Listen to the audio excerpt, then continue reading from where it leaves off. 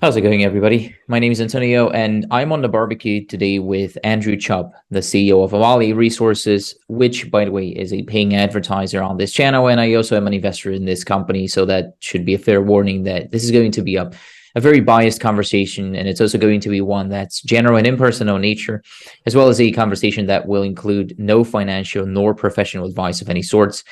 And it's definitely not a conversation that you want to use as independent research because besides it being biased, it's also going to include a lot of forward-looking statements about uncertain events that may or may not happen in the future. So if you care about money and if you don't like losing it, please do more research by visiting setter.com and analyzing the company's official filings, as well as consult a professional advisor, investment advisor in the end.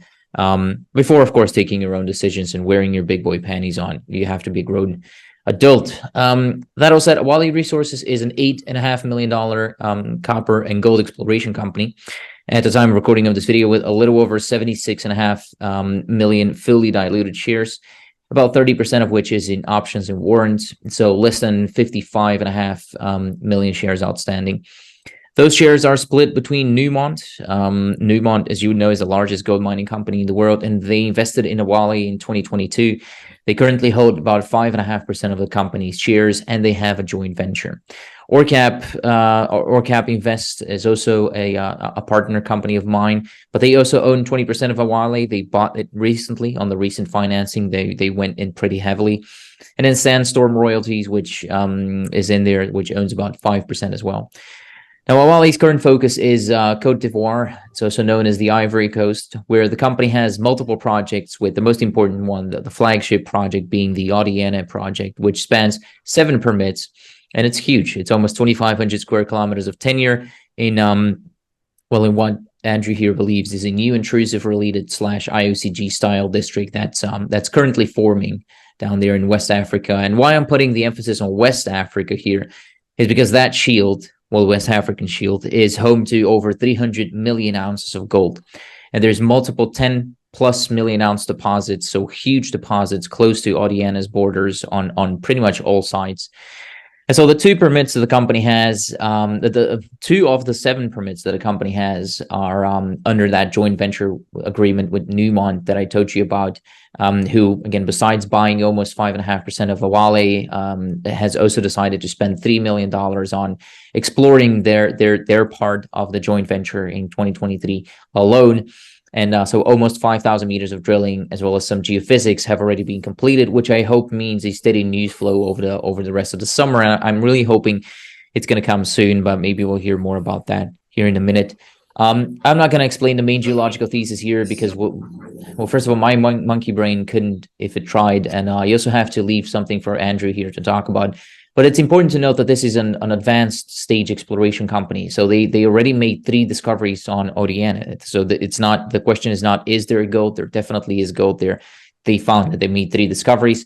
And they also have multiple targets to try and repeat those discoveries on different parts of its, again, rather large land package. So you may be listening and wondering, okay, but you're making it sound really good if it's all good and if it's all upside. How come is the market valuing this company at only $8.5 million?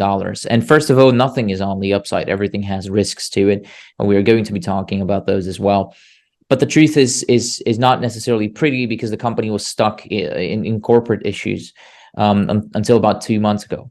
But those issues are now largely resolved, and the management as well as the board have been restructured. The company has a new CEO that you're going to hear from here in a minute, as well as they have a new systematic approach to exploration, which is hopefully going to help them change a lot of these things. And as you can tell by this video, they also have a new approach to marketing. And I also have a systematic approach for this interview, which should include me shutting up right about now and welcoming the CEO. So Andrew, thank you for investing your time with me, sir. Thank you, Antonio. I'm really happy to be here. Pleasure is all mine, of course. And I think I gave you a fair overview. An excellent overview. Thank you. What did I miss? I was going to say I think it was fair, but I think a lot of things are fair that my wife doesn't agree with me on. So what did I miss in the overview? Look, I think well, as far as the share price goes, we have seen an improvement in the last couple of weeks. So when we did a fundraising and I came in as CEO, we were sitting at we did that raising at 12 cents, and since then we've as you mentioned started to do a bit more marketing and also the fact that we've just finished nearly 5,000 meters of drilling with results pending. And some marketing around that, I think that's created some interest in the company as well. So, I think we peaked at about 20 cents, and we're currently sitting at around 18 and a half, or we were yesterday. So, so things are moving in a positive direction at the moment for the company, and hopefully we can keep it moving in that direction. Hopefully you can, because you have an interesting thesis that you're working with there. And as I said, I'll leave the main geological thesis over to you because, well, I think it's an interesting one. And I guess I wouldn't do it justice if I tried, because it involves plate tectonics and South America separating from Africa some 100 million years ago and so on and so forth. So take it away and just walk me through your geological thesis and why you like it. It goes back a long way, I guess. And you mentioned there have been quite a lot of changes from a corporate level. At a project level, we haven't really changed. We do have an excellent team, and I played a role as formerly COO of the company in sort of putting that team together, and as well as a really strong local Ivorian team in country as well. But so it's through that team actually that we came up with this thesis, in that when I went and first looked at these properties, there were many questions around where it was, because it did sit on the edge of the Archean or an older part of the West African Shield, and most of the gold deposits, they sit in the Proterozoic or slightly younger. So we're talking sort of over 2.5 million, and then down to 2.5 billion and year-old rocks, and then the younger ones are 2.1 billion, and coming down from there. But so when I looked at the property, I was looking at it with that sort of Greenstone built orogenic shear zone hosted hat on. And I did see a lot of rocks that fit into that program. In fact, all the rocks in the ODNE East permit fit into that package. And I saw a lot of alteration, and I saw a lot of artisanal mining and gold. Lots of visible gold around the place associated with that artisanal mining. So we took on the permit, or the permits, plural. There were two of them there at the time. And at the same time, because we were getting interested, I started pegging a few properties in the district as well. But we went in with the orogenic model and did prospecting style, and started doing some geochemistry on particular targets. And we selected those targets from regional magnetics and some data, or some old maps, not actual data. We had some old maps from Randgold. Randgold held the properties in the mid-90s, and there were some really interesting anomalies. So based on our field observations, the Randgold maps, and the old the very broad-spaced magnetics, we selected some targets and did geochemistry and got some really interesting and high order results. And then in between doing that geochemistry and then coming back to drill on one of the targets called Empire, which was our first discovery there, we found a couple of thousand artisanal miners over what was formerly just bushland, and a few local crops. And that was really interesting, because we saw lots and lots of visible gold with the artisanal miners there, and they also revealed some geology and helped us target our drilling. So our discovery holes were actually drilled underneath the new artisanal mining, and we got I think it was 13 meters at 15 grams, or 15 meters at 13 grams, or something like that. And that was our first high grade discovery at Empire. And then that progressed from Empire to another target slightly further to the north, which we called Charger. And when we did the surface mapping and prospecting, it really looked like it was going to be a similar target to Empire, sitting just off the edge of the same structural corridor. But we actually drilled something completely different. The same host rocks, but we got this iron oxide breccia in the drilling, and the mineralization was associated with that and peripheral to that. So we also got copper and silver with the gold. Again, high grade assays there. I think that hole was 23 meters at 2.5 grams gold, something like that, with high order silver and copper with that as well. So that's what changed the model. We looked at that and we sort of went, well, hang on a minute, we've actually got something different. It's something from left field.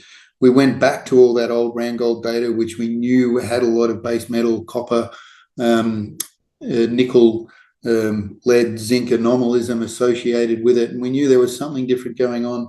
And then we just kept digging and thinking about how it would all fit, and we started to come up with the IOCG intrusive related models. So IOCG being iron oxide, copper, gold, and since then we've sort of gone down that path and been pressing that as a possibility, and we've definitely started to see more and more things that fit that IOCG and intrusive related model. So the way we look at it now is hybrid. So these IOCG systems are still structurally controlled, and we have some really nice structures that have good anomalism along them, but we believe that it's a combination of the two. So we've got intrusives late intrusions coming up into the system, and helping to drive that fluid flow, as well as a heat pump, as well as providing mineralized fluids into the system as well. So and these are the things that have got Newmont interested in, and they're a joint venture partner on 2 of the permits that we have in the Odieni district. But the thesis that you're also working with is what you're seeing on the other end of the world with the Carajas deposit, the Carajas region actually, which is also really big. How did you come up with that? Well, that's right. So with looking at when you start looking at all these things, one of the constant questions you ask yourselves is, as a geologist, is where am I? And that's not where I am geographically. It is where I am geographically, but it's more where am I from a geological perspective, and that's when we start thinking about what we call the crustal setting, and how the rocks that you're standing on actually got there. So what is the evolution and over time to be, to get the rocks that you're seeing and drilling and all those sorts of things. And globally, when you look at these crustal settings, globally there are settings in that are very, very similar, and they've formed at similar times, but they're in different places around the world. And so when you look at West Africa, you can't not look at West Africa and the Leoman Craton or the Craton there, and not look at the Guiana Shield and the Amazonian Craton in South America, because in Gondwana, most people would have heard of Gondwana. Those 2 continents, what are now the West African part of the continent and South America, were actually joined together, and then we had tectonics going on, and they actually got ripped apart, and they're still being pushed apart by the mid-ocean ridge in the middle of the ocean between Africa and South America, and so that was roughly 100 million years ago. But the rocks that we're standing on in those 2 places, they're 1.5 to 2.5 billion years old, right? Or perhaps even older in the Archean. So they were joined together, and so it's all part of a similar story we then started to go, wow, where the Odieni district is very, very similar to where the Carajas province sits in relation to the Guiana Shield, or the Proterozoic greenstones, and the older Amazonian craton. And in West Africa, we've got the Birimian, the Birimian rocks, or the Proterozoic greenstones of the Birimian, and then the Leo Man Shield, which is the Archean. And where Odieni sits is, and where Carajas sits in South America, they're peas in a pod. They're very, very similar. And then, so beyond that, when you look at other IOCG settings in the world, they're actually quite similar. And so, the Olympic Dam province is similar in Australia. The Mount Isa province has got similarities in Australia as well, and there are others globally as well. But these are the main ones. And so, and then with these, you get quite particular, alteration systems. Broad scale potassic alteration, which we see, and these other these big regional scale alteration systems, which we also see at Odieni, and there's similarities between there and those other provinces like Carajas and Olympic Dam and Mount Isa. So we actually quite happy to hang our hat on a new model. So you basically looked around where you were, and you looked at other places where you could find comparable rocks, and you could also figure out how those rocks got there as well as with you. And then you figured out that it's the same setting as the one that you're seeing over in Brazil, which is already a district that hosts, what does it host? 8 billion tons. Yeah, so there's 8 billion tons. It's sort of 1% copper, 0.2% gold, but it's something like that. It's a huge resource, and in multiple deposits there. And the Carajas province is probably about 400 kilometers long and a few hundred kilometers wide, I would say. And there's multiple deposits sitting in there, and some of them are supergiants. And in Olympic Dam province, I mean, Olympic Dam's an absolute standout. It's 10 billion tons. Just by itself, but there are others there that are pushing 1 billion, like Carapatina, and then Prominent Hill's quite big as well. So these are huge contributors to the global metal inventory, with copper, gold. With Olympic Dam, it's uranium as well. You often find uranium with IOCGs, and it's lower grade. We've got uranium is anomalous, but there's not massive. At this stage, we don't look to be like large amounts, but with those late intrusions, there is actually uranium is anomalous compared to what the background amount of uranium is in the district. But we're not viewing it as something economic or anything like that. It's just there. That's very interesting, especially also because of the size. Because you said that the Carajas province is 400 kilometers long. How much is the land that you're sitting on? It's 2,500 square kilometers. So we've pegged a long strike, roughly 100 kilometers along strike, maybe a bit more than 100 kilometers along strike of a major, what we see as one of the major feeder structures into the system. Okay, how did that actually come to happen? Because you said you got some of those permits from Randgold, but then you staked some more ground yourself, and I'm just thinking how you even got your hands on that much land to begin with, because as I said, quite a lot of gold around you already. Quite a big part of the Birimian greenstone belts are in the Ivory Coast. This is about a third of all those greenstone belts are in the Ivory Coast, actually. And you have the thesis that you just walked me through, basically, and all the rest. And it seems pretty straightforward and almost obvious, even to me. And I literally just learned how to tie my shoes. And so somehow nobody else saw it before you. And, a small explorer managed to get its hand on over 600,000 acres of land with multiple discoveries on it. And then you staked, you had those 2 permits, but then you staked another 5. How did that even happen? Well, it was actually just open ground. And 2 of them I actually only sort of pegged recently because there was still open ground. So, but earlier, I guess the thing is that we're on this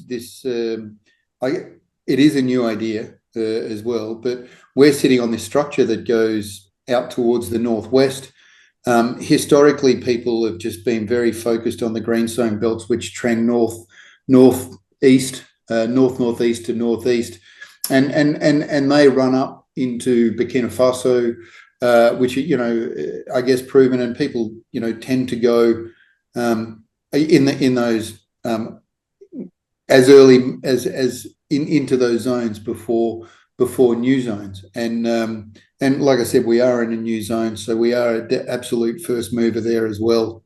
So that's why there was that opportunity to peg, open ground. We also sort of changed the ideas a bit, because in the old regional pictures, a lot of people interpreted what we call the Sasandra structure, which we sit on, tracking to the north towards Mali.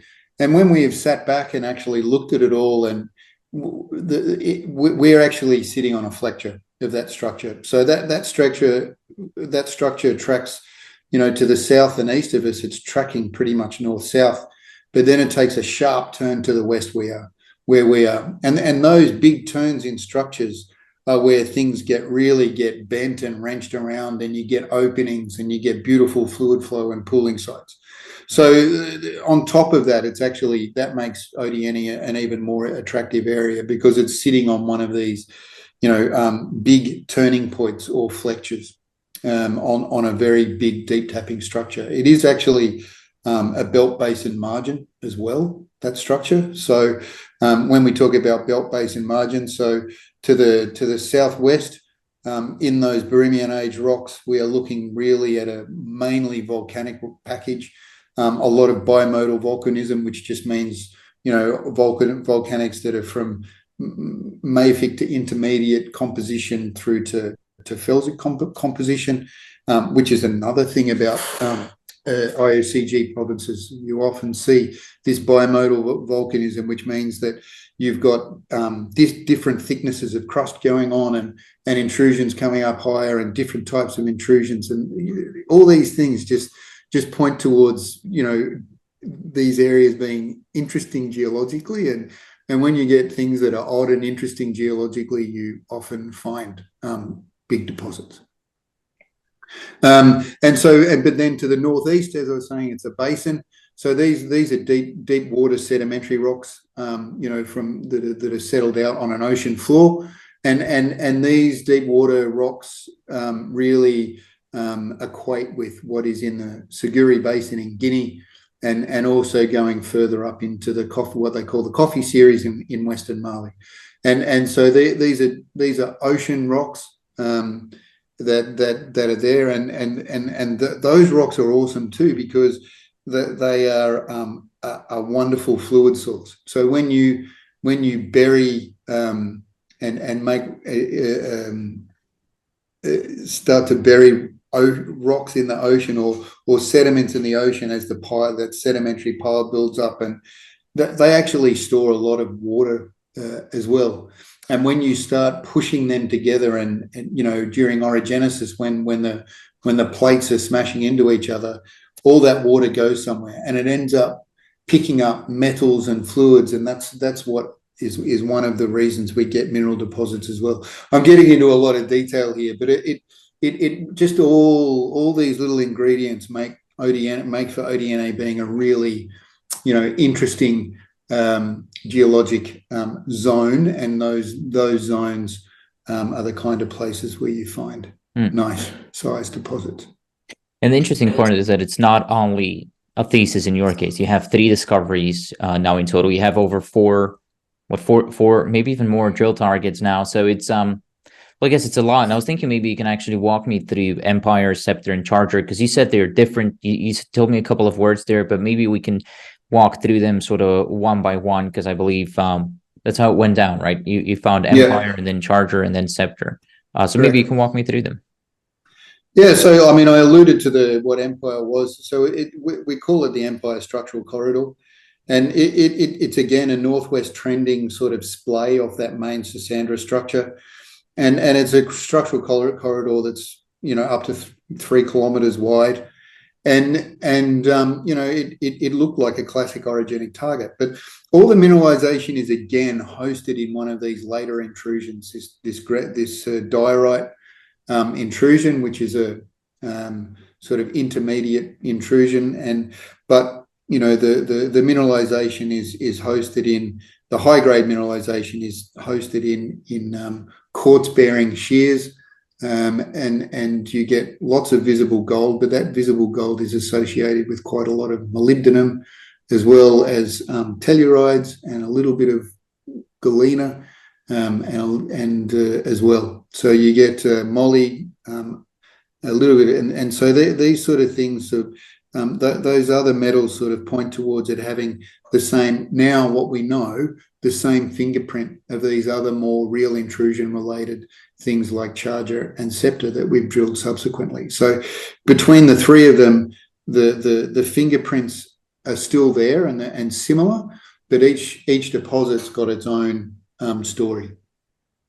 And so then like I said, we went from Empire, which has got multiple high grade gold intercepts, up to 200 gram meter gold intercepts.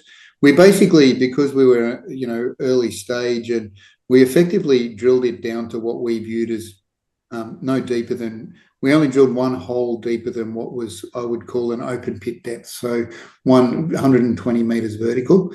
And we could still see the same alteration and the same rocks in an NQ drill hole that was, roughly 180 meters vertical.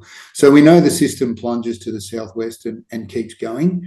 And we know that there are offsets to that system, but those offsets are deeper as well. So we sort of put it to one side to go, we'll come back and when we've either got more money or when we've got backing for someone like Newmont potentially, and we're starting to do some resource drilling to potentially make that Empire bigger, than what it was at the moment. And then we looked at Charger, and as I mentioned, we drilled Charger, and it's a different animal.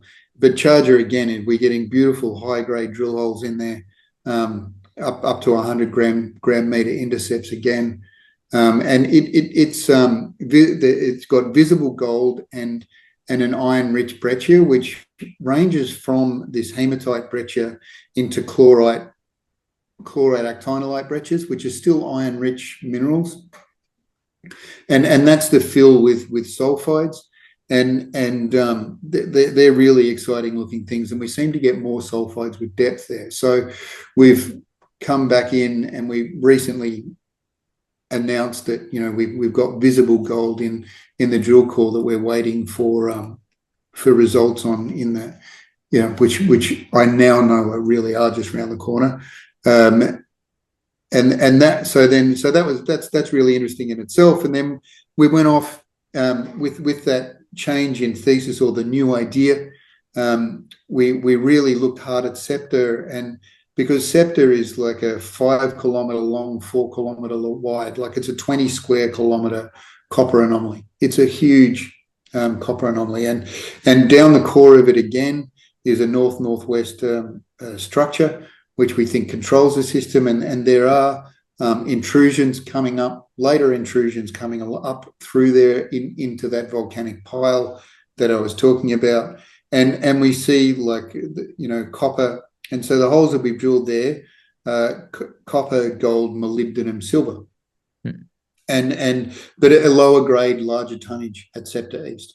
So Scepter East looks to be a big porphyritic granodiorite intrusion, and it does have multiple veins, chalcopyrite, molybdenite veins throughout, throughout that granodiorite, and if for all intents and purposes, it looks very similar to a porphyry, and particularly it looks very much like. I haven't been to Boddington, but I've seen many photos of drill core from Boddington, and a former colleague actually was involved in the discovery of Boddington, and he saw similarities between Scepter East and Boddington as well. So the target there is a large tonnage, lower grade porphyry style system at Scepter, but again it's the the fingerprint, again, there's a connection between them. And then we've got really 3 other targets along that 5 kilometers,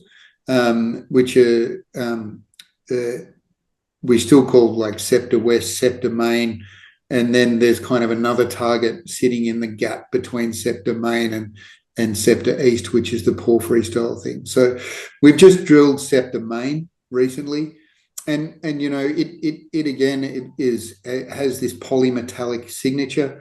There's artisanal workings there that are polymetallic as well, and the drill holes have got high strain or strongly foliated rocks with quartz veining, and we also see this polymetallic sulfide. So we see chalcopyrite, some galena, pyrrhotite, and so we've got this polymetallic signature there as well.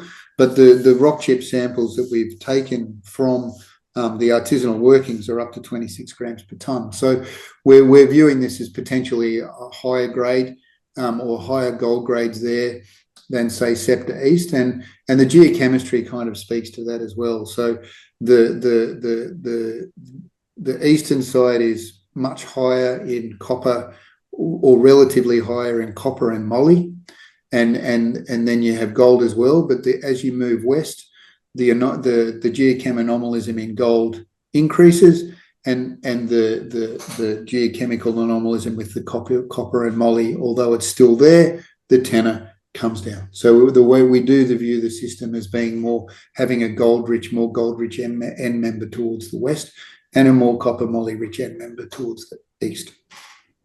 And beyond that, we've also drilled another target, which is a belt basin margin target, but again, geochemical similarities to all the others, called BBM, belt basin margin, and then another one further to the north called Lando, which again has got a similar fingerprint, and again, big footprint. So these are 4 kilometre long footprints at BBM and Lando as well. So they're 2 other targets that are pending results that we've drilled in this recent round of drilling. So it's all different types of deposits that you're looking for. Not all of them, but then you spoke about a porphyry, and then the IOCG intrusive one is. The different. Yeah, so they're still interrelated. I use the term porphyry because it's easier for people to understand, I think, as far as the grade is concerned, and it does look porphyry style. But these IOCG systems, I guess they are slightly different alteration and different age and all that sort of thing. But the mineralization is similar. So copper, gold, moly, silver. So it's all pretty interesting stuff, and they're all interconnected. And you've got to remember that each one of these, they're all huge footprints. So each one of these could actually host a standalone deposit. Like the Scepter, like I said, Scepter, the anomaly is actually 5 kilometers long, and we've divided it off into 4 chunks. And then BBM 4 kilometers long, Lando 4 kilometers long. These are huge footprints, and they can all host their own mines and mills potentially. You've got, that's the thing when you're on these big districts. You're always going to be. You've always got to look at these things equally, because each one of these things has got huge potential. Mm. Would you have to drill deeper holes, though, to find sort of the feeder zones on some of these targets that you have? Because right now you're scratching the surface pretty much. I think so. There's definitely an appetite for deeper drilling, and we haven't talked about Newmont much, but my conversations with Newmont are, that they have an appetite for deeper. They want to see some deeper drilling as well. We do have one hole at Scepter East that we drilled. It was the downhole depth. I think it ended at around 360 odd meters, and I've seen the hole, and it is all in the porphyritic granodiorite, same host rock. It's still mineralized all the way down. There are zones that have got more intense veining and will there will be grade variability down that hole. But for us, when we look at it, that hole is entirely in the same rock type that hosts the mineralization that we've reported. We see the same copper moly mineralization throughout the entire hole. So you drill through half a dozen meters of sort of overburden soil, in situ soil, and then you're into saprolite and saprolitic rock, and you can see sulfides all the way through with different intensity. You're talking to Newmont about these things, but is there a plan on the table for next year? Because it's the rainy season now down there, but then come next year, you're going to have to start drilling again, hopefully for their expense. What's sort of the plan there? Yeah, so look, that's right. I mean, we haven't talked about that either. I mean, we do have a $3 million budget from Newmont for this year, and it's given us the luxury of doing the drilling that I've just been talking about. And they visit the project on a regular basis, and we're in discussion with them on a regular basis. And I don't really at the moment have any reason to believe why. They're pretty happy with what they can see and what's coming out from an exploration perspective. So there will be. I'm confident that there will be another at least $3 million budget for next year, and with that will come step out drilling and deeper drilling. So and the scout holes that we drilled in this program, I really think that there's going to be more warranted drilling on those new targets as well. And we're constantly developing a target pipeline in the background too. How do you do that? That's an interesting part, because you're developing a target pipeline. I've seen you communicate that, and that was an interesting thing to say, because there's plenty of targets. There's you have in the recent news release, I saw the Vakaba target. What is there? Alliance is in there. There's another one. They're all gold targets. But how do you even develop targets? For us, we're very systematic about, you actually mentioned it. We are very systematic about how we go about our business. So we take the data we've got, and now this year we've flown detailed aeromagnetics, which is really nice, and we've just finished a ground gravity survey. And so, but we take all that data. So whatever geophysical data that we have, whatever geophysical data we have, we collect a lot of geochemical data. We have done stream sediment sampling. We follow that up with surface geochemistry, termite sampling. We do a lot of termites are great because despite there being a lot of outcrop, there is also a lot of cover rocks, and the termites, they burrow down to the water table basically. So in summer, when the water table's low, sometimes they burrow down up to 30, 40, even 50 meters in some districts. And they're bringing dirt up or clay up from those depths. And that's what they make their termite mounds out of. So when you sample the termite mounds, you're sampling in situ material that's straight underneath the termite mound. They're really interesting little critters. But so we do soil geochemistry, termite geochemistry, and do multi-element analysis on all of those. And then we start to stack up that data, and that's what BBM and Lando are. It's from stacking up that data and seeing these beautiful geochemical anomalies align with geophysical anomalies, and then they become drill targets effectively. And you can infill them as much as you want. Like we would often infill down to sort of maybe 100-meter line spacing with geochemistry just to try and target. Sometimes we don't. We might go in a bit earlier. But in some cases, if we think it's warranted, we'll do some trenching. And the trenching for us is really more than understanding geometry before you drill a hole. So we only really trench if we think we can get deep enough to actually see texture in the rocks and take structural measurements, which then hopefully help us target drill holes a little bit better before we drill. But that's how we go about it. So you're going from broad scale geochemistry, stream sediment sampling, and things like that, which is a very broad scale, and then you keep, you find anomalies, you do more detailed work, and you end up with drill targets. That's a systematic approach, exactly, that you're also having your communications. And that's how you came up with build multiple targets in a season. Like in a field season, if you've got some good geochemistry focus, you can build targets within one field season. Okay. And so these new targets, or at least new to me targets, Alliance, Vakaba, and Lancer, I guess they're marked as only gold targets. The other targets are marked as copper gold targets. What can you tell me about these targets? Okay, let's do it systematically. So let's start with Alliance.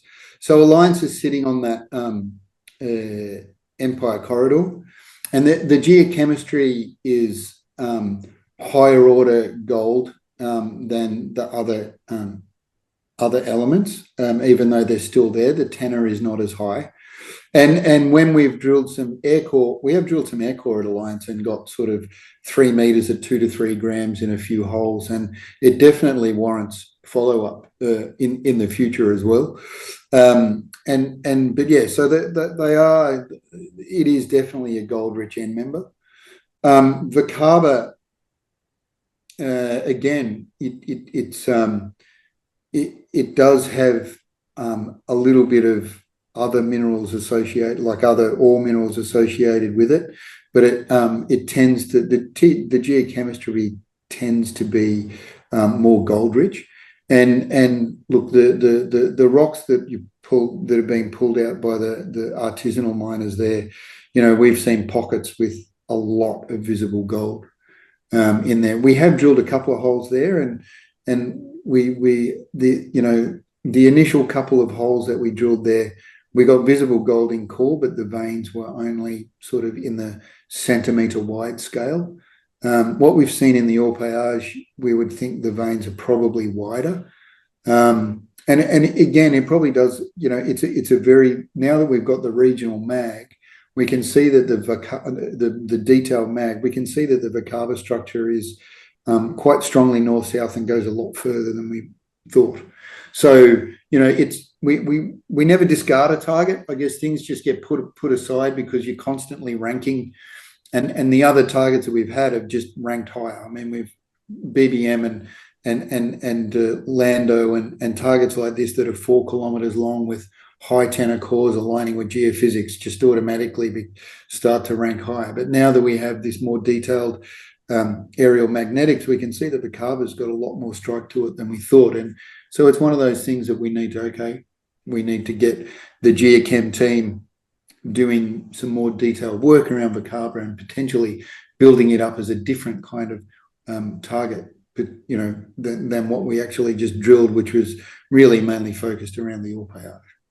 It seems like the 3 discoveries you walked me through earlier, though, were found on or close to intrusions that you had previously identified. And there's also fluid pathways, but those new targets, they're not. I mean, there's no fluid pathways, and they're not on intrusions either, as far as I can read the map. Okay, so with the regional mag, Vakaba is really interesting in that there are these. We've always suspected there might be something north-south feeding a structure which is an old structure, and there definitely is in a mag, and Vakaba actually sits on a north-south structure.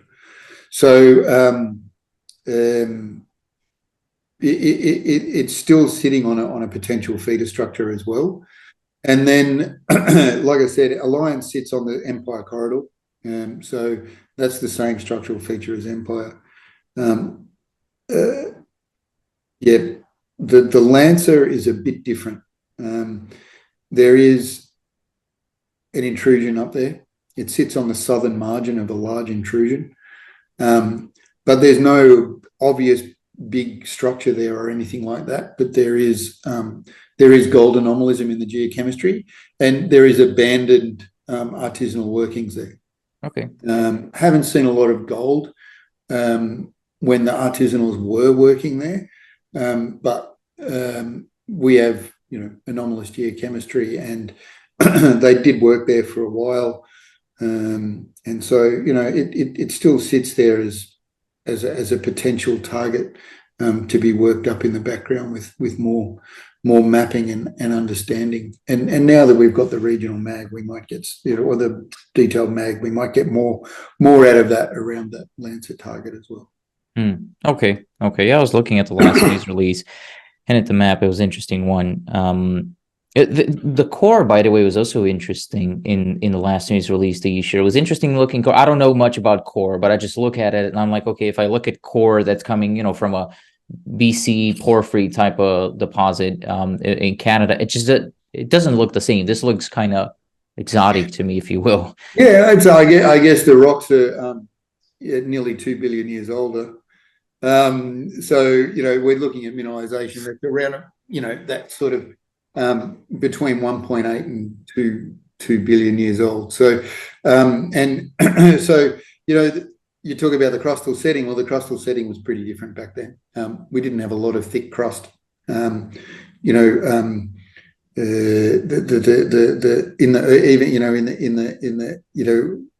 didn't have big sort of deep subduction zones dipping underneath. The crust was quite thin, so the tectonics were quite different back then. But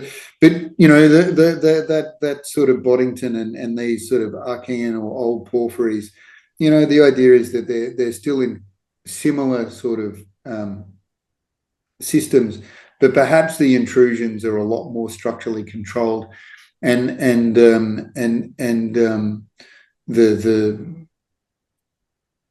so they do look a little bit different. They're always going to be a lot more foliated because the rocks have been pushed around and heated and cooled and in a different way, as well as being under quite high strain and stress.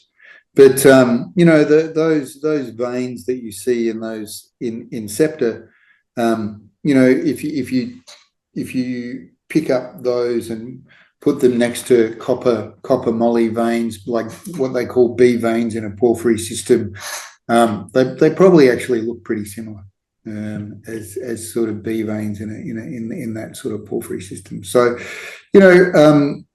but Empire, Charger, very different. So Empire is very high strain, where you get the mineralization, multi-phase alteration. So you've got at least 3 phases of alteration going on there. And Charger, again, same thing. You've probably got at least 3 phases of alteration there. And then you stack that on top of some extreme failure and brecciation. So those breccias are actually quite broad, and so and then you fill them with chlorite and clinopyroxene and sulfides, and it does. It's going to look quite different to a modern porphyry system. But so those things, all these discoveries and targets that you're talking about here, they are on the Newmont's side of on the side that you have a Newmont venture on with, which I assume is the plan then to follow up on your Scepter, Charger, and Empire next year, because Newmont is going to be spending that money, and they're probably going to be looking to sort of prove up the size of it, because they've proven that there's something there. Now they want to prove size. And so the question is, what happens after that? Like, how are you going to make me money on this? Do you define something and have Newmont buy you out, or do you do a JV, an option? I mean, there's a million options, I guess, that you can go through. But what's the plan to go from now to me making money, basically? We find if we find a Newmont scale of deposit, that's a plus. What does that mean? The Newmont scale type of deposit, 5 million ounces or something? Yeah. I mean, the easiest way is to say at least 5 million ounces equivalent. Okay. And those sorts of things, they're sort of $1 billion plus sort of projects. So if we're still sitting at 25% at that point, 25% of $1 billion project's pretty good. And and then there is, I guess at that juncture, if we're at a resource stage, I guess there would be, I think there there wouldn't not be discussions with Newmont on a buyout of the joint venture there, and them operating with having the whole thing to themselves. Beyond that, all those other permits that are sitting around us. The idea is that we will start to make movements within the ministry in the second half of this year to have surrounding permits granted, and start to work on those permits. And because we view this as a district scale system, and even along strike from us, there's a company called Taraco. They've had a geochemical discovery there, and they've done and it sits on a nice geophysics anomaly. They're going to be drilling that, or are actively drilling that, so it shows that there is mineralization along strike to the north, and then to the south of us, Centamin's got a couple of million ounces, and on their ABC Kona deposit down there, and that's that's only sort of 50-60 kilometers from Empire as the crow flies. We'll be able to we'll be looking to start working on the permits that are closer to the permits that we're working on right now, as well as we do have another small joint venture with Taraco on a permit that sits straight to the east of us, and we can start doing work on that immediately. And there is some interesting broad scale anomalism from work that was done by Resolute about 3 or 4 years ago, that we are keen to get in and follow up pretty quickly on that permit straight to the eastern side of the ODN East permit. So there's value creation through the Newmont joint venture, and then we hope to also create value through starting to have an exploration spend on 100% Awalé properties, and sort of grow the ODN project in an organic manner like that as well. And having the Newmont joint venture has also allowed us to, we have I think a very broad and strong understanding of the district now, and being able to do all that drilling through difficult times, and do all that work through times where it's difficult to raise funds. It's been really good for us to build confidence and understanding of what we're looking for as we step out and do more regional exploration on our permits. So we've also leveraging off that work that we've done with Newmont, and are going to be able to apply that in-house knowledge that we've acquired. It's our own intellectual property that we'll be able to apply to our 100% Awalé permits, which is absolutely fantastic as well. But you have to have your own 100% money to apply to it as well, I assume. Where is that going to come from? I mean, I suppose it's not going to be what you have right now in Treasury is not going to be enough to finish all that work. But do you have, raising money in this market is not easy. So do you have a plan as to how you're going to be raising the money? I think we're always talking about raising money, and I think there is sort of at some stage in the future that we will have to raise some more money, but for the moment we do have some money in Treasury, and we can start to look at what we can do with that, and we know that Newmont is interested in the projects, and they are already invested in the topco at a corporate level as well. And so we're constantly talking to Newmont about whether they have an appetite for topping up, or they're or keeping or topping up their investment to whack back where they were, or even going further as a potential cornerstone fundraising company in a future fundraising as well. So, you know, I have confidence that over the next 12 months that we will be able to start to develop those surrounding properties and starting to build some value in those alongside the work where that Newmont is funding as well. Okay, and maybe to go back to again why Newmont's funding this is because to go back to the hoped 5 million ounce deposit, I guess, and this is a fair warning when I said earlier about forward-looking statements. This is a type of thing that we're talking about. We're speculating here now, but and just understand that this is probably one of the most uncertain businesses out there.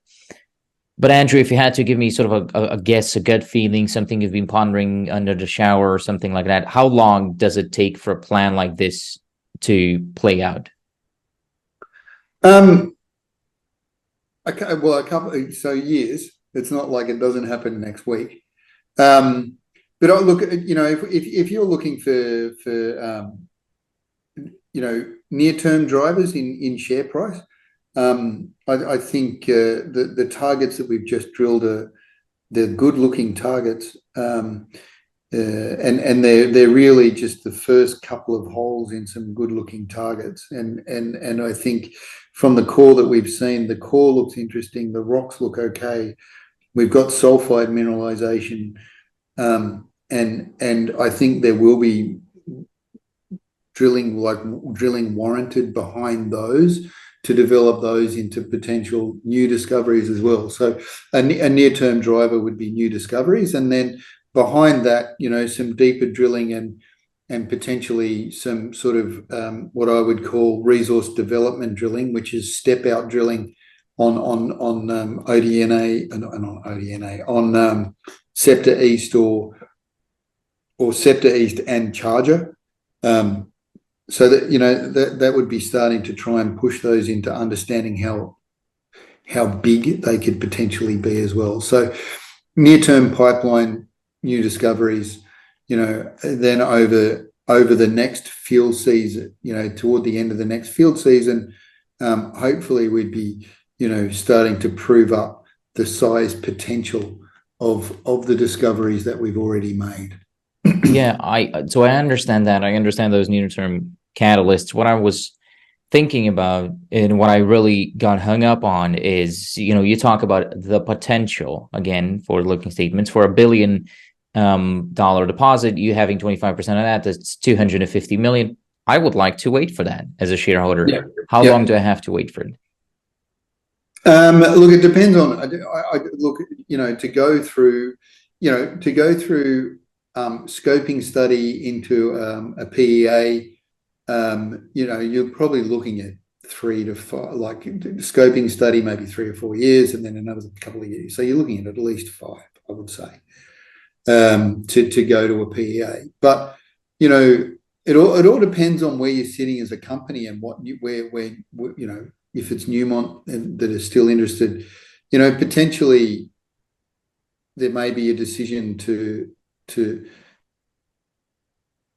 who knows where you don't know where the selling point is, right? So and so where that sale point is, and when you start to monetize a large discovery, that's a sliding scale as well. So, you know, is it at a scoping stage? Is it at a feasibility stage? Is it at a decision to mine stage? And each one of those is longer, but in theory, the project's getting more de-risked. But it costs you more money to get there. And the you know, the in-ground value per ounce or per pound or whatever you're using, that in-ground value goes up as you de-risk. So, you know, it depends on what you know, what is that what's the sweet spot to monetize, I guess, as well. What do the JV documents say about Newmont making expenses, by the way, for, I mean, and now it's really forward-looking, but things like CAPEX. I mean, if this is a $2 billion CAPEX, the market is going to penalize you for being a small company with a huge project, basically. So what do the JV documents tell you? Well, look, I would preferably not want to becoming a mining company, I don't think, but because that's not really what we are.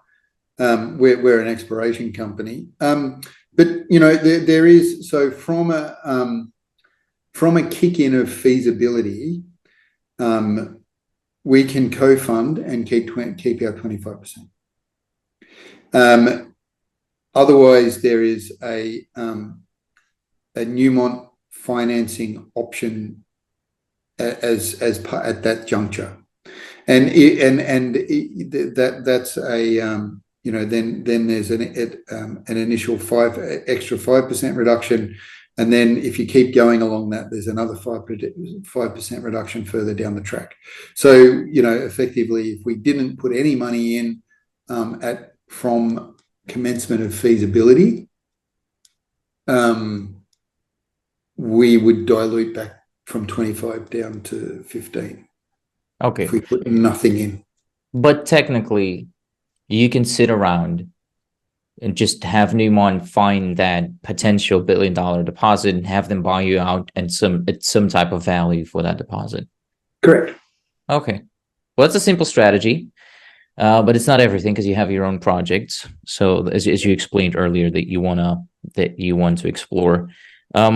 What about G&A? How's G? I don't imagine G&A is too high if you only have to sit around, technically, quote unquote. Of course, you don't. But what's G&A right now?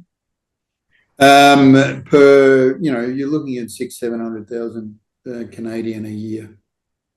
Okay, comparison to other companies, million and a half of your size. That's what I'm getting oftentimes as an answer, just to give you a comparison.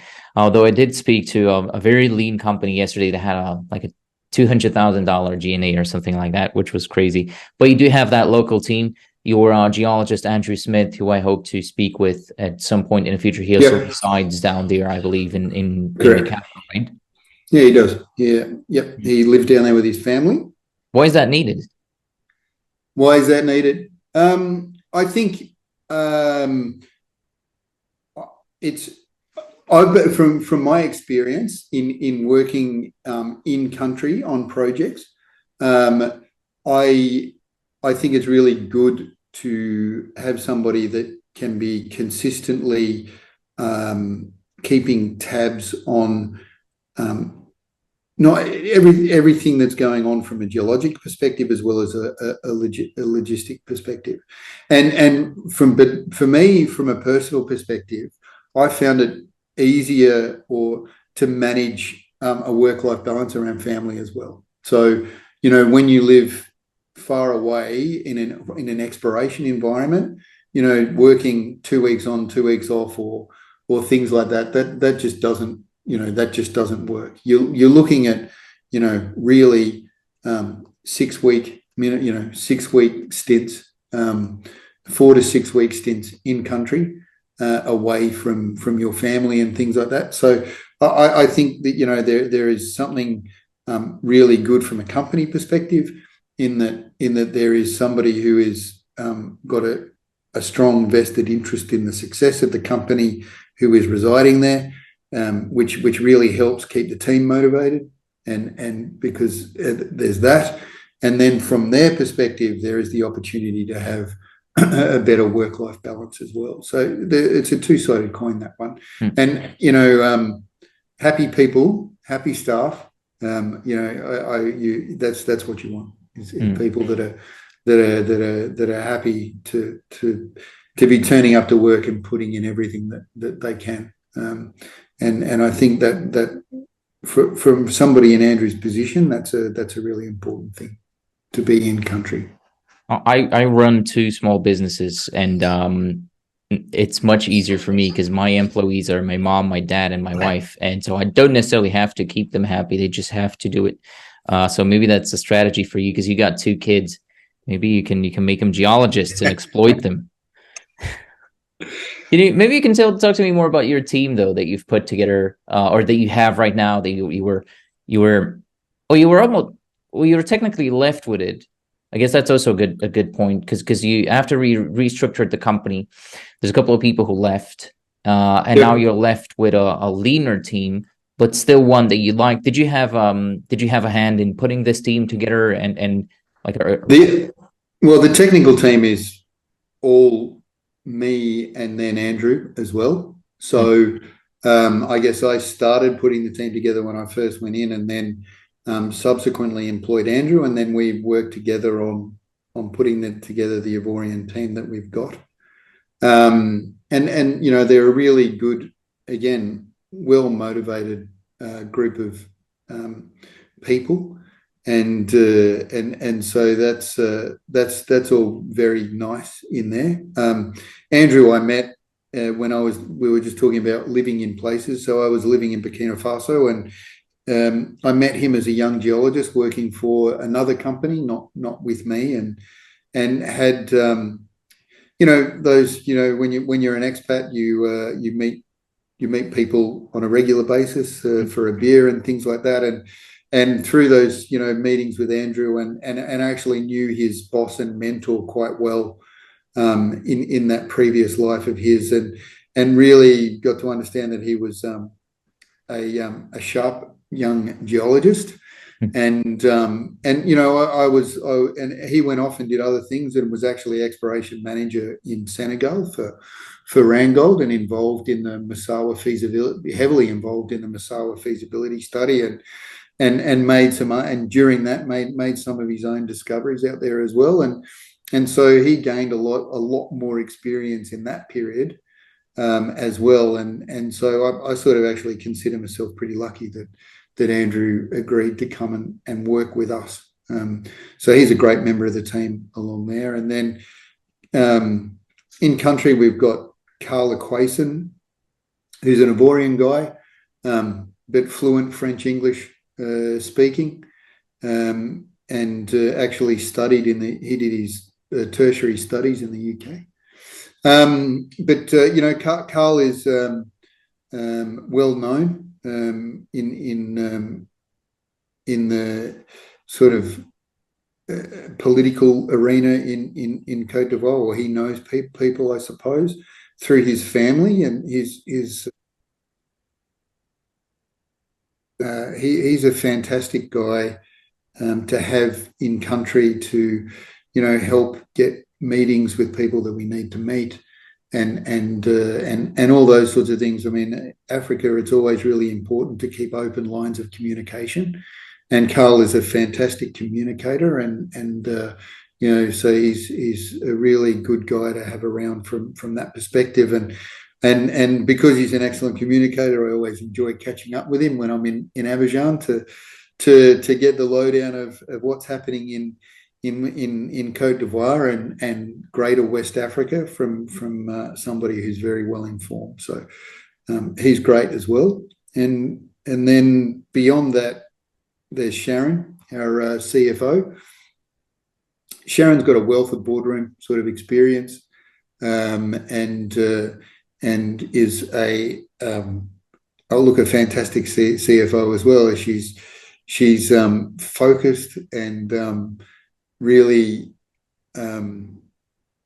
good at, she's very, very good at keeping that side of the business together.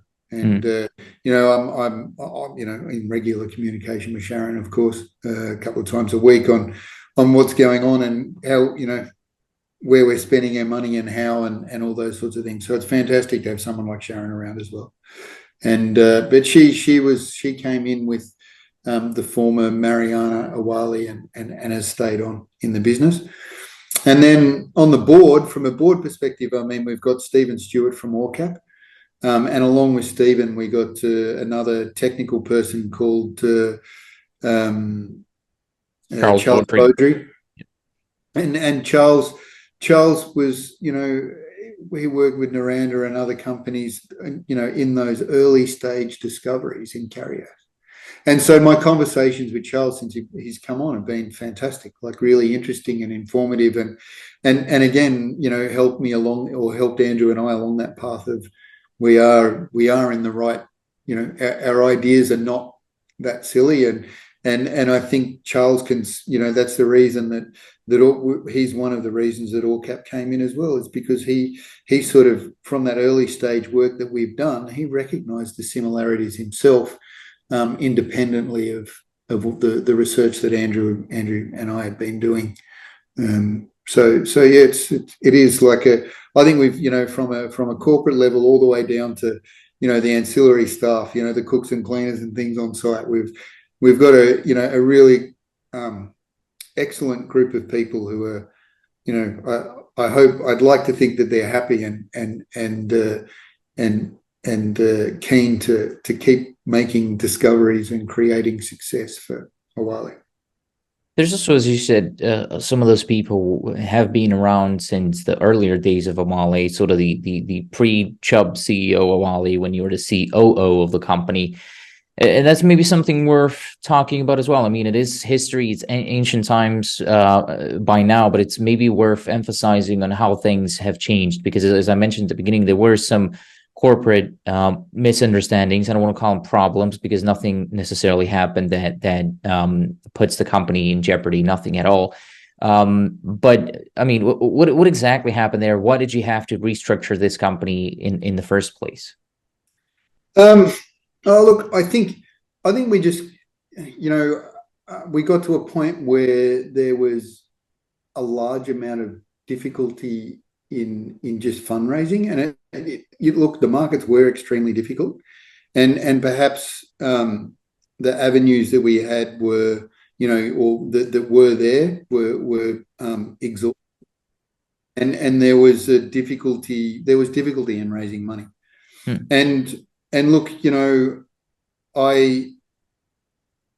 I guess we were lucky that myself and one of the former directors, actually, Eric Roth, we started talking to a few people who were actually current shareholders of Awalé, and they were concerned about the direction, what was happening, and the fact that we, were struggling for funding, and we weren't. I don't think Awalé was being recognised in the market for what the potential really was, and I think it's still not being recognized at $8.5 million. But I think we are slowly rectifying that, or not too slowly, hopefully. I think we have in the. Since the end of May, there's been significant changes. So, like we said, may that train keep moving in that direction, and getting us toward the valuation that we should be, and we still should be multiples of where we're sitting at now, around that 8 million, just based on what we've got and where we are with what I think is a de-risked. A more de-risked exploration project with the Newmont joint venture and all those sorts of things. So, but digressing there a little bit. But so those conversations with those shareholders are what actually led Eric and I into meeting Stephen from Allcap, and sort of ending up going down that path, and that path was viewed as opportunity for change, and the outgoing CEO Glenn, he recognised that opportunity for change, and as a founder of the company, that was not a small decision on his part, right? To step aside and those sorts of things. So, things got really, really hard towards, during that time. And, when times are hard, quite often relationships can be tense and all those sorts of things. And so for him to recognize what was going on and give some others the opportunity to try and realize the true potential of the projects is really good, and that's where we are.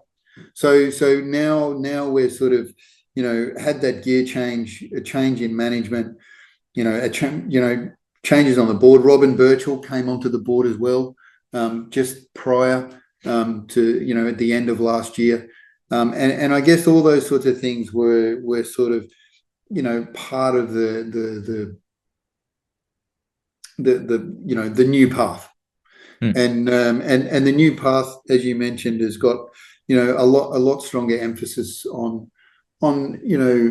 how we market the company and how we get our name across to a broader range of investors, not just institutional sort of people and things like that. I mean, we of course we've got quite a lot of institutional people on the books that understand, as shareholders that are really understand the potential of the projects, and we're working really hard at getting that broader base of people that know who we are and are watching our story. Let me tell you where I'm coming from with this question, by the way, and why I'm even raising this. Thank you for the story, by the way. You're helping me better understand it. What I'm thinking about is specifically the previous CEO and your previous colleague, the geologist, Eric Roth.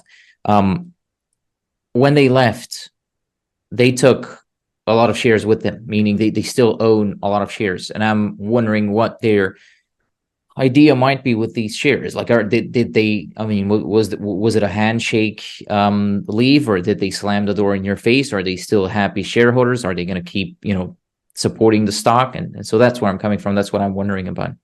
Well, I can't speak for them for sure, but I mean, Eric is just a non-executive director. He didn't have that many shares. Glenn, on the other hand, does, as the former CEO. Mm-hmm. But look, I still talk with Glenn, and he is he's like you or me or any other investors. He just wants to. I mean, he has got a lot of money invested in the company, and he is invested in the company because he believes in the story as well. It's not like he doesn't believe in the story, and so he wants to see those multiples of return on his investment as well.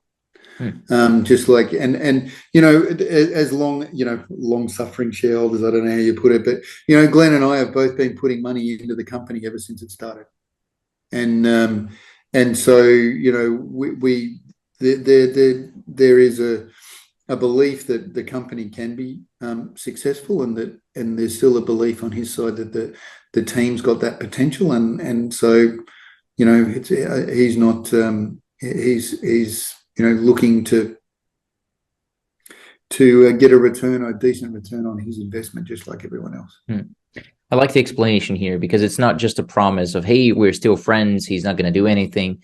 It's really because I've learned in my brief existence of this planet that when it's about money, people tend to get serious. And so his money is at stake here. He wants to make a profit as much as you and I do. So he has all interest to hold on to his shares. Given what you've explained to me so far is absolutely positive, and you're steering this company in a new direction. So I like the explanation there. Yeah, I like it. I want to move on to talk about the larger setting that your project is in, if that makes sense, specifically geopolitical. Mm-hmm. So we talked about the West African Shield, but that West African Shield is in West Africa, so on the Ivory Coast. And as you pointed out a couple of minutes ago, this is an underexplored jurisdiction. As I said at the beginning, about a third of the Bermudian greenstone belts in West Africa are actually in Cote d'Ivoire, and there have not been that many discoveries yet. So underexplored, that's what it comes down to. But why? I mean, does it have something to do? What kind of jurisdiction is this? Does it have something to do with the jurisdiction? And yeah, just explain to me what kind of jurisdiction Cote d'Ivoire is. Yeah, well, it's a stable jurisdiction now. There's been, I mean, historically, Cote d'Ivoire has had troubles, and but it's a long time since they have, and I think the feeling. I mean, I've been in West Africa myself for quite a long time. The first time I went into West Africa was 2003-04. And at the time there were troubles in Cote d'Ivoire, so I flew into Accra, and this is the first time I had ever been working West Africa. I was a very young geologist, and the job that I was meant to be going to as a consultant was in Mali, and I had to drive because I needed a vehicle there and and all that sort of stuff. And the fastest route would have been to drive through Cote d'Ivoire, but I couldn't because there was a civil war. and so I drove all the way around. I drove all the way up to Burkina and then all the way across Mali. A fantastic road trip. And I would do it again in a heartbeat, like that road trip. So because some of those places, you talk about politics and change, some of the places I visited in Mali and in particular, you just can't go there now because of the war and the various factions that exist, political factions that exist in northern Mali now. You can't visit those. Just it's actually not safe. But since sort of 2010 to 2012, post that election in that period, when Ouattara came into being the president, there has been an extended period of stability in Cote d'Ivoire. Cote d'Ivoire has absolutely prospered during that period, and I think as far as Ivorians go, the feeling I get is the appetite is not an appetite. It's people don't want to go back, right? They want to keep things moving the way they are, and so I don't view that. I view that Cote d'Ivoire is gaining political maturity now, and so the outlook for me is quite bright for Cote d'Ivoire. I agree, because I've obviously before I put my money into this, I've also been doing some digging to figure out what the jurisdiction is, and you guys have a stable political situation. So it's the president is there now for the third term in a row. He's broadly supported. Cote d'Ivoire is not a landlocked country, which means that they have ports. They have two well-developed ports that are strategic for the region, almost as much as the Nigerian ports are strategic for the region.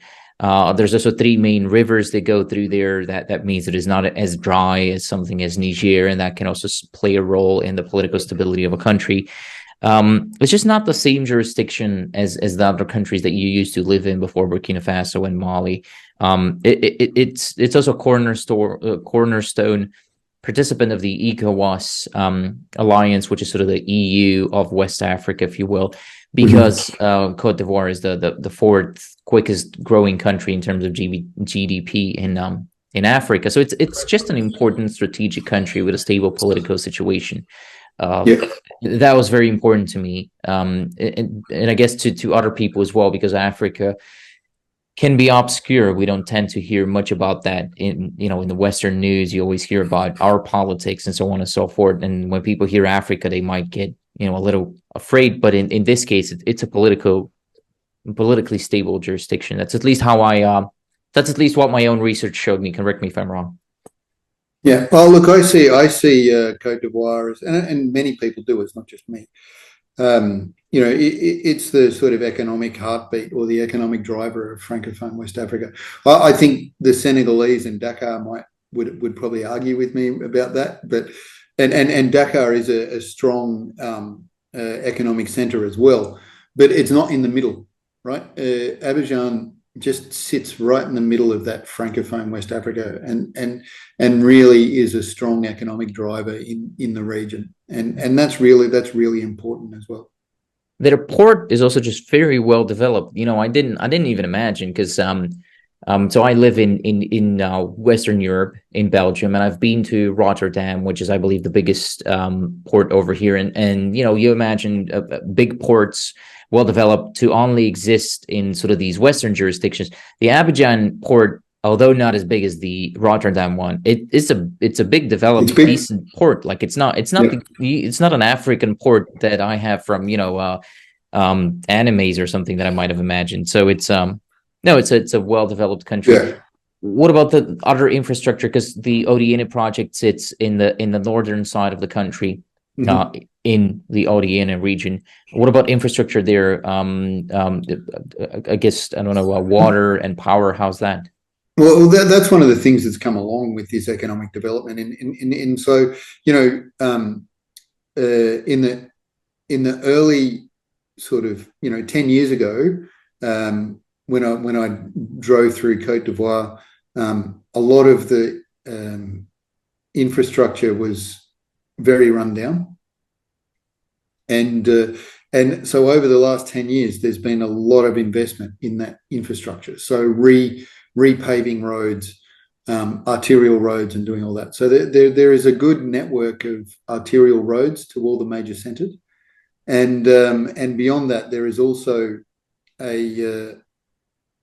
and if it isn't finished yet, they are still going on. There's a few that are still going on, but within that as well, I mean, we the rotate, like all our senior rotational staff, they fly in and out.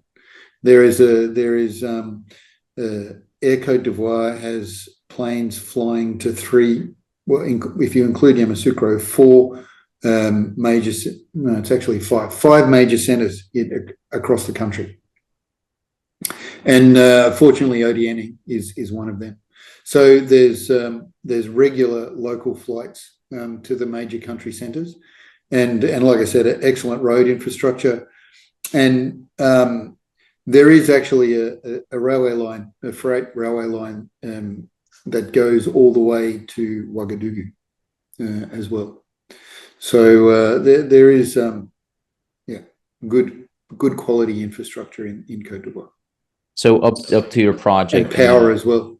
I guess that's what I was going to ask. I mean, in terms of power, Newmont is not. I mean, if we continue under the assumption that Newmont will be developing something, if you find it there, they're not afraid to build their own infrastructure. But of course, they would prefer for there to be water and power already. Yeah, well, there's water. So water is not really an issue, because it's not really it's south of the desert, and even though there's a wet season and a dry season, there's a lot of water in the wet season.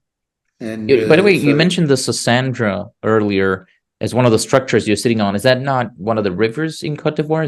So to the eastern side of us is the Sassandra River. That's right. How close is that to your project? You're testing me now. Maybe it's probably, as the crow flies, maybe 50 kilometers. Okay. But so water is not an issue, you were saying? Yeah, but no, water wouldn't be an issue. You can catch a lot of water there.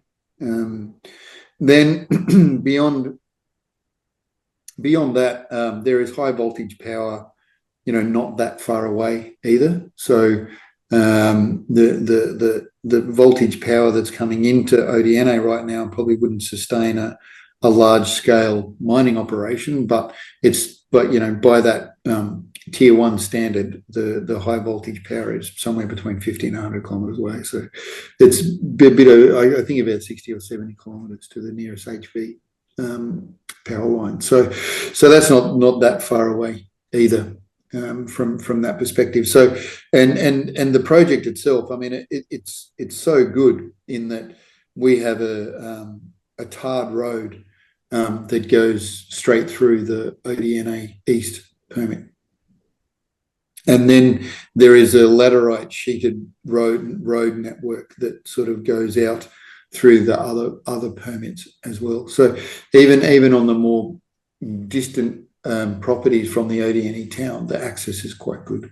I think actually Cote d'Ivoire is a net exporter of energy. I'm not sure. Is it? Do you know? Yeah, there are power lines from their hydro that go. So everything's interconnected. So so I think Cote d'Ivoire is also connected to Ghana, but then Cote d'Ivoire is connected into Liberia and also connected into Mali and Burkina Faso as an exporter of power. Yeah, so that also makes it a strategic country in the region as well as an exporter of power. I think biofuels, oil, natural gas, that makes up the bulk. Hydro makes up one portion, though not a big one, I don't believe. So I think, so there are other renewable projects. I can't remember them off the top of my head, but I know that some of the bigger private energy companies like EDF have been in Cote d'Ivoire a lot. And this is public knowledge. If you Google it, you'll find it. And they're looking at renewable projects and also power stations that are fired by organic waste. As well. So they're looking at, there are private companies like EDF looking at supplementary power projects in Cote d'Ivoire as well. Okay. I like it. I think Cote d'Ivoire is an overlooked jurisdiction due to some people having stigma, but I just like overlooked and undervalued and underexplored jurisdictions, sort of first mover advantage. I like these things. So I like the plan. I like the project. I like this conversation as well, and the way that you're explaining it. But of course, unfortunately, in this industry specifically, nothing ever goes as planned. So what's something that can go wrong here? What keeps you up at night? Look, there is, like I said, there is a history of troubles around elections in Cote d'Ivoire. So the last election, with everyone was extremely concerned, and a little bit on edge that things might go wrong. The various political factions were really good and kept a lid on things and made sure that they were in a very open discussion and made sure it was all okay. And so that's one thing that when you're closer to election times, and as a like us, honestly, as a precaution, at the time we were actually drilling holes at ODNA, some early holes, and what we did was there were expatriates involved with the drilling as well as for us as well, and what we did was come with an arrangement with the drilling company, and we actually parked up all the drilling equipment in a bushy location close to one of the towns that we have a good relationship with, and sort of hid it away, and everyone actually left site for that election period. And then we sort of had we just made it a 2-week thing before reassessment, and effectively we were speaking within a week and starting to organize ourselves to get started again. But I don't think we would need to do that again after that most recent experience. So that's one of the things where I thought, well, maybe we're looking at some political maturity in Cote d'Ivoire, which is really quite nice. And then beyond that, I mean, there is unrest in Mali and Burkina Faso as well. But again, the Ivorians and the Ghanaians, they're two big, strong economic countries in West Africa. They're not unaware, and they do have large in the Ivorian or in the Francophone gendarmerie and National Guard battalions stationed along the borders, and there is checkpoints, and they take that security very seriously. They don't sort of close their eyes and say it'll never happen. They actually are quite proactive in monitoring their borders and what is going on in those two countries in particular. So spillage is not it's almost not an option. Yeah, no, it's no. And even in our district recently, they actually, the gendarmerie has now a 9th battalion. I think it's the 9th battalion in ODNA. It's a new battalion. Okay. So it's they do take it seriously, and they're thinking about, they do think about their borders. Let me tell you what I'm not worried about, but thinking about. And it's got nothing to do with the jurisdiction and the project and the people and all these things that we talked about, because I feel like I have a good grip on understanding this and I'm happy with it. What I'm thinking about is not getting valued correctly. That's something that keeps me up at night as a shareholder. Right. I thought we were just talking about that, but yeah, that's true. I mean, but on the other hand, we're working towards getting that better valuation, and I think, if we keep moving in this direction and keeping people well informed, and continuing to do what we do on the ground, and that will keep producing results, and we can rectify that issue. I slowly, not slowly but surely, but I feel like we're starting to get some traction and recognition, and